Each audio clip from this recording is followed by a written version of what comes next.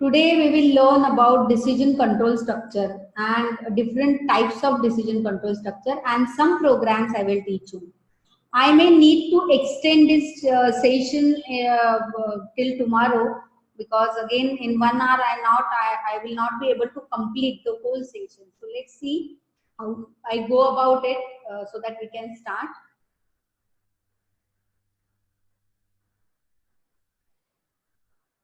Just give me a minute.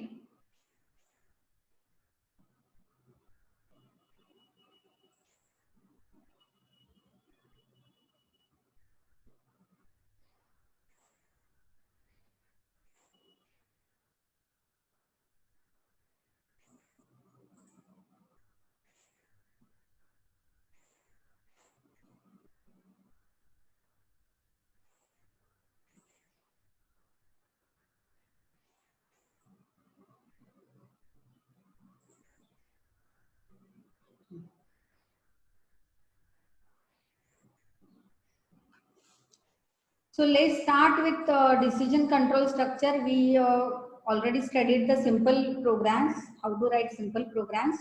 Now today we will start with decision control structure, which is very important aspect in programming. So exactly what do you mean by decision control structure? Programming में decision control structure क्या होता है? अभी तक जो हमने simple programs देखे थे, what we did, we wrote a simple program where we accepted two numbers from user. दो नंबर्स हमने यूजर से एक्सेप्ट किए और वही दो नंबर्स को हमने ऐड किया, उसका ही सब्ट्रैक्शन किया, मल्टीप्लिकेशन किया, डिवीजन किया और फिर उसी का आंसर हमने आउटपुट विंडो पे दिखाया. So the kind of program we wrote earlier, that those programs actually we followed sequential flow. Now what do you mean by sequential flow? वहां पे कहीं पे भी हमें कुछ और डिसीजन लेने की जरूरत नहीं थी. प्रोग्राम का फ्लो एकदम सिंपल था. दो नंबर्स, पहला स्टेप 1 था, दो नंबर्स लेना है और वो दो नंबर के साथ नेक्स्ट स्टेप था एडिशन परफॉर्म करो, उसका नेक्स्ट स्टेप था मल्टीप्लिकेशन परफॉर्म करो, उसका नेक्स्ट स्टेप था सब्ट्रैक्शन करो, उसका नेक्स्ट स्टेप था डिवीजन करो और फिर वापस उसका नेक्स्ट स्टेप था कि सारे आंसर्स को डिस्प्ले करो. तो उसमें कुछ भी कंफ्यूजन नहीं था. डिसीजन मेकिंग एकदम सिंपल और क्लियर था, where we just followed whatever instructions which are given to us, just we implemented in a program and that is known as sequential flow. लेकिन ये sequential flow के अलावा कभी कभी हमें प्रोग्राम लिखते वक्त, क्योंकि it is one application, okay, and it should be able to make decisions, क्योंकि डिसीजन जब होते हैं तो एक पर्टिकुलर कंडीशन जब ट्रू होती है तो वो कंडीशन के बेस में हमें डिसीजन लेने पड़ते हैं. For example simple, when we will declare as student is pass or fail, when we will declare student as pass or fail, तो सिंपली वी से दैट अगर स्टूडेंट को एक सब्जेक्ट में स्टूडेंट कब पास होता है और कब फेल होता है, सिंपल डिसीजन मेकिंग. तो वहां पे क्या होता है कि एक स्टूडेंट को अगर एक सब्जेक्ट में ग्रेटर देन 35 मार्क्स मिलते हैं then that student is pass, otherwise that student is fail. Now again, now suppose we have to develop one program which should give us feedback whether student is pass or fail in particular subject. तो हमें वो subject के marks accept करने पड़ेंगे. अभी यहाँ पे sequential flow नहीं होगा, यहाँ पे एक डिसीजन मेकिंग की जरूरत है और वो डिसीजन क्या है, हमें चेक करने पड़ेंगे whether student has scored more than 35 marks in that particular subject. ये हमें चेक करना पड़ेगा. तो अभी हम लोग ये कैसे चेक कर सकते हैं? Now for that purpose programming में यहाँ पे ये जो जंप है, अगर एक कंडीशन ट्रू होती है तो पर्टिकुलर पार्ट ऑफ स्टेटमेंट्स हमें एग्जीक्यूट करना है और अगर एक कंडीशन फॉल्स होती है तो हमें दूसरा पर्टिकुलर पार्ट जो है प्रोग्राम का वो एग्जीक्यूट करना है. तो अभी हम लोग कैसे जाएंगे? तो so now this is this control structure. Basically there are 3 types of control decision control structures which we will learn. जिसमें जो फर्स्ट कंट्रोल स्ट्रक्चर है, that control structure is basically known as if statement. पहला जो है वो if statement. आज के lecture में हम if statement को ही डेप्थ डिटेल में सीखेंगे और इसके ही कुछ प्रोग्राम्स करेंगे so that clearly you will understand the if control structure. at the same time, उसी टाइम पे आपको साइमल्टेनियसली ये भी देखना है कि आप घर पे उसका प्रैक्टिस करते हो. Now, what is the right way to practice program? First of all, when you learn all the programs of these basic concepts, try to write it on your own sitting at home in your notebook, because that notebook writing, it aligns our mind, okay, with that notebook, and again we think and we write, so that is very important aspect. तो हर एक जो programme explain किया है उसको वापस एक बार सुनो, or without looking at that video or the book which is notes which are given to you, just try to write it on your own even if you do mistakes, और उसको लिखने के बाद ही एग्जीक्यूट करो compiler में. So this is the right way.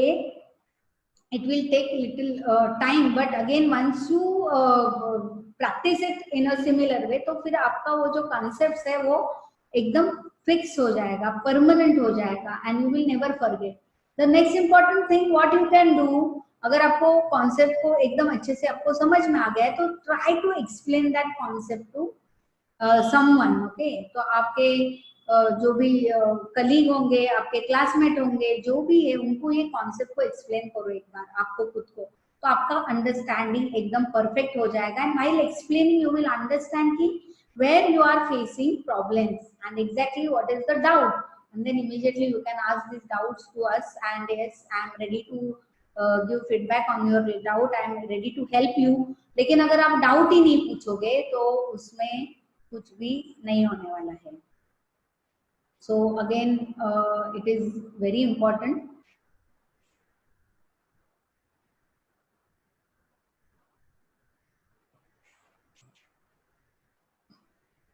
So now again this just let's start with the if statement. और if statement में कैसे होगा यहाँ पे?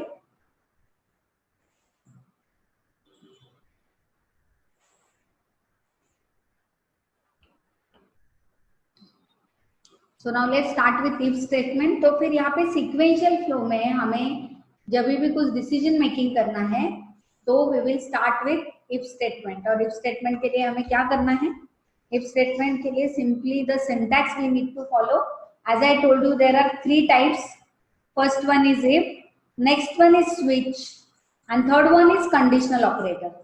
डिसीजन मेकिंग के लिए जो अलग अलग स्टेटमेंट प्रोग्रामिंग में यूज किए जाते हैं उसमें तीन टाइप है, एक है इफ स्टेटमेंट, एक है स्विच स्टेटमेंट और एक है कंडीशनल ऑपरेटर. लेकिन first of all we will take if, क्योंकि इफ लैडर जो है that is very important, and again most of the time while writing program we will make use of this if construct. तो if construct is very important और उसको हम लोग कैसे use करेंगे वो आज देखना है हमें. So if statement कैसे implement किया जाता है? Now there are different ways. तो अगर मैं कुछ एक कंडीशन को एग्जीक्यूट करना चाहती हूँ, just I ask you whether is number is greater than 100. So your answer will be yes or no. Simple. Number greater than 100 है या नहीं. तो यहाँ पे इफ भी आ गया और एल्स भी आ गया. Now see when there are two conditions, दो कंडीशंस होती है तो हमें एक को चेक करने का जरूरत होता है. लेकिन जब only when single condition is there is no need to use else, simply one construct we need to use, and that is simple if statement. Simple if statement में एक ही कंडीशन होता है, एक से ज्यादा कंडीशन नहीं होता है, सिंपल एक ही है, और हमें वो चेक करके आंसर बताना है कि if roll number is equal to 1, cout welcome Rishi. तो ये ऋषि रोल नंबर जो रोल नंबर 1 का पर्सन कौन है? ऋषि है. अगर रोल नंबर 1 है तो ही फीडबैक मिलेगा, अदरवाइज फीडबैक नहीं मिलेगा. Then again program will start executing its next statement. तो ये लैडर में नहीं जाएगा. तो कंडीशनल है. क्या कंडीशन है? अगर रोल नंबर का वैल्यू 1 है तो ही फिर वेलकम ऋषि करके प्रिंट करो, अदरवाइज प्रिंट नहीं करना है. तो सिंपल एक कंडीशन है, अदरवाइज आगे का जो भी एक्शन होगा वो सिंपल एग्जीक्यूट होगा. तो that is simple if statement. If else, now when there are more than one condition, now remember more than one, like as I told you, whether number is positive or negative. So I ask here whether number is positive or negative. तो अगर number positive है तो फिर वहां पे display करना है whether number is greater than 0, then that number is positive, and if it is less than 0, then it is negative. So now how you will give feedback, whether you need to check two conditions, दो conditions हमें check करने की जरूरत है या एक को ही check करके हम feedback दे सकते हैं. Yes, it depends on the situation. जैसे result में if marks are greater than equal to 35, student is pass, else student is fail. Again simple. Marks को greater than equal to 35 check करने की जरूरत है. वापस फेल बोलने के लिए whether marks are less than 35 check करने की जरूरत नहीं है, because that becomes the default. और ये जो डिफॉल्ट स्टेटमेंट है वही एग्जीक्यूट होगा. तो सिंपली एल्स में बेसिकली द रिमेनिंग पार्ट आता है. रिमेनिंग पार्ट के लिए जो बैलेंस कंडीशनल आंसर है उसके लिए हमें वापस कंडीशन को चेक करने की जरूरत नहीं है. And the third type in this we will learn is nested if else. दो से भी ज्यादा कंडीशन है, 3 condition. Like suppose whether number is greater than 0, और you can say whether number is positive, negative और equal to 0. Now again there are how many conditions? More than 2 conditions. तो जब भी 2 से ज्यादा कंडीशन होते हैं तो उसमें हमें वापस इफ एल्स का स्ट्रक्चर नेस्ट करना पड़ता है, एक के आगे एक यूज करना पड़ता है, बिकॉज जब 3 कंडीशंस है तो किसी 2 कंडीशंस को इम्प्लीमेंट करना, यूज करना बहुत इंपॉर्टेंट है. तो 2 कंडीशंस को हम लोग इम्प्लीमेंट नहीं करेंगे तब तक हमारा आगे का प्रोग्राम एग्जीक्यूट नहीं हो सकता. तो सिंपल इफ एल्स और फिर नेस्टेड इफ एल्स में भी हम लोग देखेंगे. और ये नेस्टेड इफ एल्स का जो स्ट्रक्चर है that becomes complicated, and to just simplify, ये नेस्टेड इफ एल्स के स्ट्रक्चर को सिंप्लीफाई करने के लिए हम लोग यूज करेंगे उसका ही simplified version which is known as else if ladder. तो यहाँ पे पहले हम लोग देखेंगे कि सिंपल इफ स्टेटमेंट कैसे फॉर्म किए जाते हैं, जेनरिक फॉर्म क्या है सिंपल स्टेटमेंट्स का. So here we will start the general form of if statement. Now see the syntax. This is known as syntax. हम लोग कैसे लिखेंगे? वेरिएबल डिक्लेरेशन हो गया, वैल्यूज आ गए, तो simply first we will use if statement. जैसे हमने मेन फंक्शन सीखा था, मेन फंक्शन को हमने you know that we added blank parenthesis, मतलब राउंड ब्रैकेट्स एम्प्टी थे. यहाँ पे भी इफ को जो कंडीशन दी जाती है वो राउंड ब्रैकेट्स के अंदर दी जाती है, and that condition is known as boolean expression. Now why it is called as boolean expression? Boolean that means only one single result. Expression which returns Boolean result that is either 0 or 1, that is true or false. ये expression से वैसा ही result आना चाहिए, या तो true आना चाहिए या तो फॉल्स, क्योंकि इफ कंडीशन तब वैसे ही होती है. इफ को फीडबैक अगर ट्रू मिला तो एग्जीक्यूट होगा, अगर नहीं मिला, फॉल्स मिला तो एग्जीक्यूट नहीं होगा. तो simple thing. So if Boolean expression, तो बुलियन इज बेसिकली अ 0 और फॉल्स रिजल्ट. और एक्सप्रेशन यहाँ पे कौन सा होना चाहिए? Always it should B relational expression. Without relational expression it can't generate boolean value like 0 or 1. Like whether marks are greater than equal to 35, marks are greater than equal to 35 is a boolean expression, because जैसे ही वो evaluate होता है उससे आएगा either true या false. अगर बच्चे को 40 मार्क्स है तो it will return 1, and if marks are 30 then it will return 0 simply. तो ये रिटर्न जो है नो वैल्यू, ये रिटर्न वैल्यू किसको जाता है? इफ को. अभी सपोज अगर ट्रू रिटर्न हुआ, मतलब 1 रिटर्न हुआ तो it will go inside this block. If का ये ब्लॉक है और इसके अंदर जो भी स्टेटमेंट होगा वो एग्जीक्यूट होगा. And suppose if condition is false then it will, and हाँ then what it will do if condition is false, then simply एक ही कंडीशन पूछा था ना, सो अगेन कुछ चेकिंग करने की जरूरत नहीं. सिंपल इफ में आगे का प्रोग्राम वैसे ही एग्जीक्यूट होता है. So again, X statement, that is n number of statements which are written in the program. It will just continue with those statements. If else statement, अभी if else statement में क्या होता है? As I told you, when there are more than one condition, एक से ज्यादा condition है तो हमें कौन सा स्टेटमेंट यूज करना पड़ता है? इफ एल्स के लैडर में नाउ सी द सिंटैक्स. हम लोग ये सिंटैक्स देख रहे हैं, way of writing. Again if यहाँ पे आएगा Boolean expression, again it will return true और फॉल्स. अगर ट्रू रिटर्न हुआ तो ट्रू ब्लॉक के जो भी स्टेटमेंट्स है वो एग्जीक्यूट होंगे, और अगर यहाँ से फॉल्स आता है, सपोज फॉल्स आता है, that is 0, so it will directly jump here,